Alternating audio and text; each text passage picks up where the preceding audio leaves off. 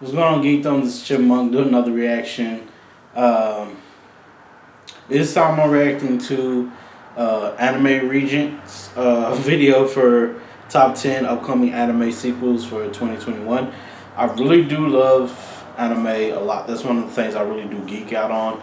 So, to all the people who are watching this, I'm sure you all geek out on anime as well.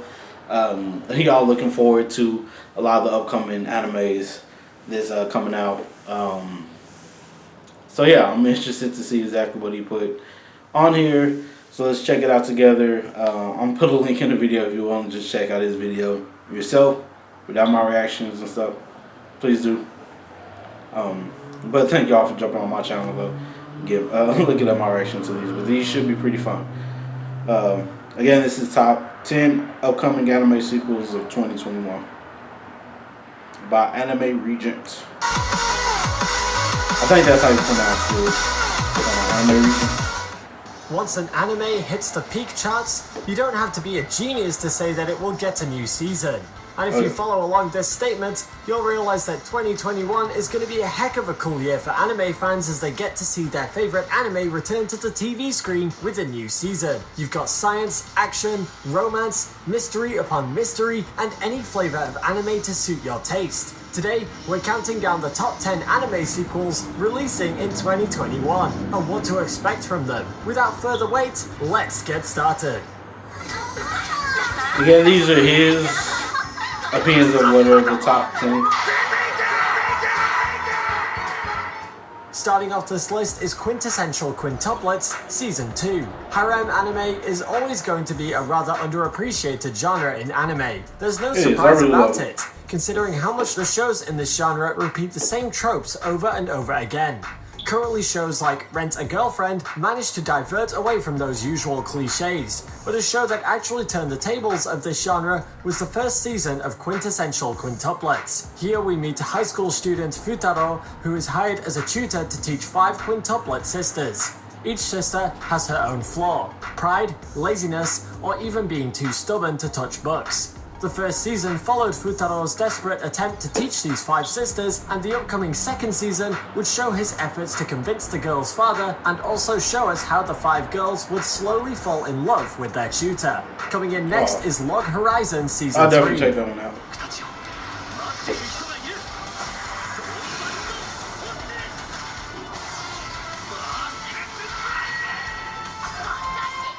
It featured a rather genius protagonist and showed even the lowest class in the game world could win a match with the correct strategy.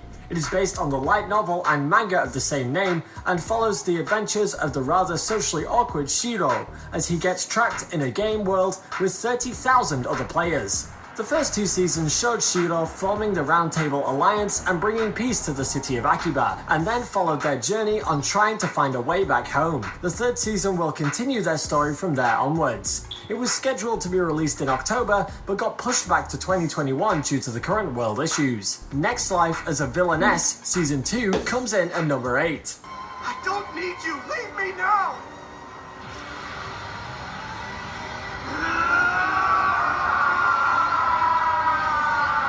Remember how I said Quintessential Quintuplets pulled a twist on the harem genre? Then Next Life as a Villainess is the show that rebranded isekai protagonists. The series protagonist, Katarina, gets born in a game world, but instead of the hero, she becomes the villain. Now it is up to her to take action to stop her from becoming the final villain, and also become friends with the hero of the story. It is a rather light-hearted comedy series which shows what happens when the roles are reversed. The first season showed her early childhood and her life at the academy with her friends, and the second season would take things from there, while also introducing a new villain. At 7 we have How Not to Summon a Demon Lord Season 2. Apocalypse Abyss? Come forth! A lot of these are ones that I would typically go for isekai anime, myself. this time about the socially awkward Takuma summoned as a demon lord to another world. The 2 women who summon him try to bind him as their slave, but instead the two of them end up becoming his slave. Even though things are to Takuma's advantage, his social awkwardness kicks in, and it is funny to see how he tries to adapt for each situation. The first season followed the schemes of the villainess Edelgard, and the second story would follow the new arc set up by the light novel. There is no information regarding who the next villain will be, since the anime hasn't released any official trailer, but make sure to keep your eye out for any news. Look at this guy trying to run away. What, are you scared of us, caveman? Dr. Stone. I've heard of this anime, but I have Dr. not. Stone was the perfect answer for the question, how would we survive if we went back to the Stone Age? It was I a have not perfect watched this mixture one. of science and action, with each episode brilliantly directed by Shinya Lino. It is about Senku, who awakens in a world where humans are petrified to stone. Senku is a genius and soon discovers nitric acid is the solution to bring back petrified humans. The first season followed his adventures with his classmate Yuzuhira and his war with Tsukasa's clan. The second season will introduce us to some new scientific inventions, now with the introduction of electricity to the world, and also there would be a reintroduction of Taiju and Yuzuriha, who are absent in the latter parts of the first season. At number 5, we have Rising of the Shield Hero Season 2. Crank it! Thunder Sizzle! We all thought Shield Hero would be the generic isekai fantasy until Malti lied about Naofumi and betrayed him. The Rising of the Shield Hero became a part fantasy isekai anime and part revenge story with an anti-heroic protagonist. Naofumi was a character who twisted the regular good guy character trope in isekai. He was willing to take different measures to achieve his goal, and his stoic personality only made him far more badass. The first season ended with him finally joining forces with the 4 heroes, but only stopping the evil for a certain extent. We still need to see the reintroduction of Glass and whatever the evil scheme she's planning, so most probably season 2 will answer these questions. Oh, snap.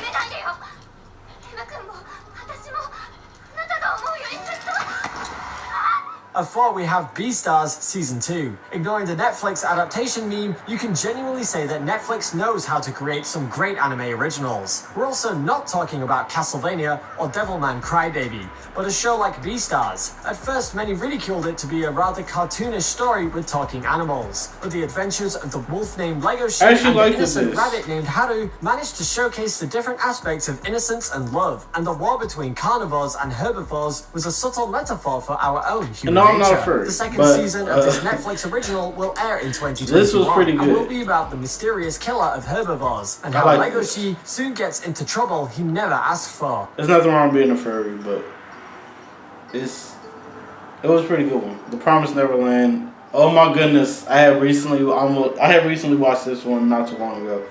I've been told to watch it several times. Promised Neverland was one of the best mystery shows last year, and after a year's delay, we finally got the announcement of its second season in 2021. The first season followed Emma escaping from the cruel orphanage along with other children, and the second season will follow their adventures on the world as they try to survive against its odds. It will also reveal what the Promised Neverland actually means, and will introduce some inhabitants of the world. Of course, the challenges will be tougher for Emma, who now has to protect the lives of the other kids as well. So will be the threats that hunt them, since now they are no longer protected by the walls of the orphanage. That was pretty good anime. I wish it was a little bit more darker though, but it was pretty good. Death, rebirth, more suffering. These are the words that were associated with the first season I know a lot of ReZero, people who and the have. second season of the anime does nothing different in that regard. You've got the same tragic fate of Subaru as he tries to wander in a world where he knows nothing about. Last year it was announced that the season will be divided similar to 2 cores, with 1 core having 13 episodes each. The first 13 episodes were released this fall and followed Subaru's adventures with Emilia as they tried to free the villagers from the sanctuary, and the second part of the season will adapt the rest of the arc from the light novel. Since ReZero is being released, we don't know how the first core will end, but one thing I can assure is that the second core will bring nothing but more suffering for Subaru.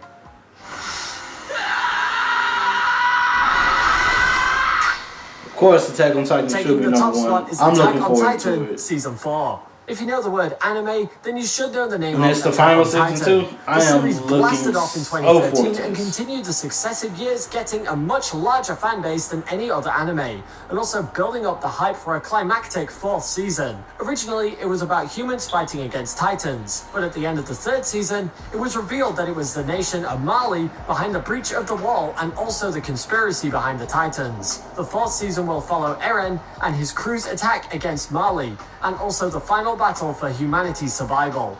The trailer did show some new plot twists, with Eren's more adult-looking appearance and the attack from a new Jaw Titan, but if you have read the manga, it should be nothing new to you. Studio NAPPA will take charge of the 4th season after Studio WIT, and this new season will be strong enough to break the internet.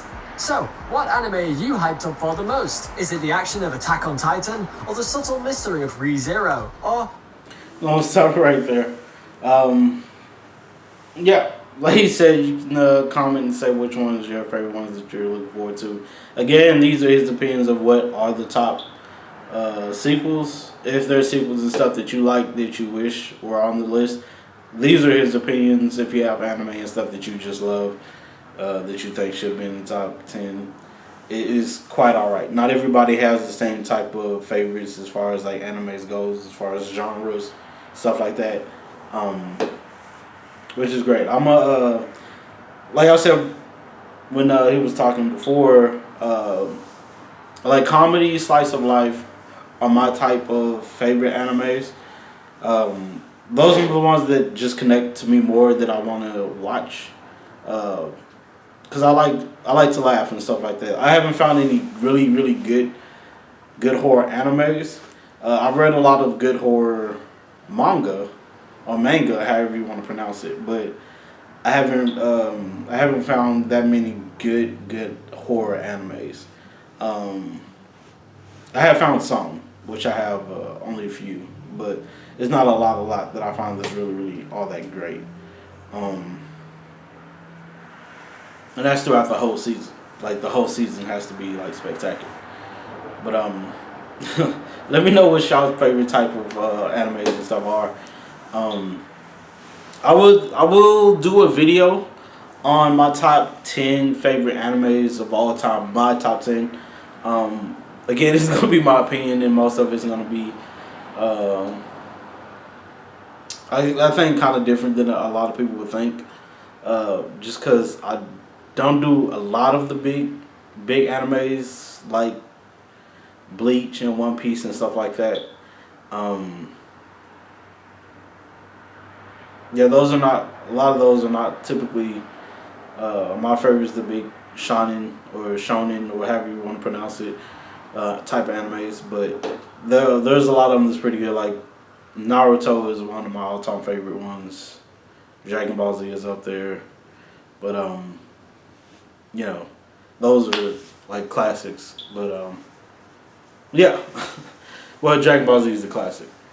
But yeah, I'm gonna do a whole video on that one. So if you like to see some more of my content, please subscribe. If you want to see what I do have, what my top 10 is, please let me know down in the comments. And I will invite everybody when I do that video to put out your own top love. Let me know what y'all top 10 is, because you know everybody has their own favorites. It's not gonna share with what exactly is the best anime of all time, but you know, it's all of it's opinionated. It's art, so art is opinionated. Please subscribe if you want to see some more of my content. Thank you all for just jumping on and giving me a try. Please subscribe to AnimeRegent. Yeah, I love his content and stuff like that. So please do subscribe to him as well. Thank you all for just jumping on. Take care of yourself and others. Peace.